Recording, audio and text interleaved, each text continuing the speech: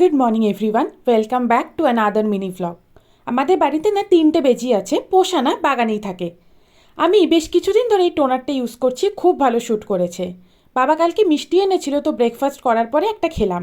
তারপর আমি আর বোন একটু বেরোলাম, এই আমাদের পাড়াতেই। আর ঘন্টি দেখি এই বাচ্চাগুলোকে নিয়ে এখানে শুয়ে আছে। 3টে বাচ্চা হয়েছে। বাড়িতে এসে মাকে মিক্সিতে একটু ডাল বেটে দিলাম, দুপুরে বড়া ভাজা করবে তাই জন্য। তারপর স্নান করে লাঞ্চ কমপ্লিট করে বাবার সাথে বেরোলাম। প্রথমে গেলাম ব্যাংকে, আর তারপরে বেশ কিছু কেনাকাটা ছিল, সেগুলোই করলাম। সকালেই একটা পার্সেল রিসিভ করেছি, আনবক্স আর করা হয়নি, এখন সেটাই করলাম। শ্যাম্পু অর্ডার করা ছিল।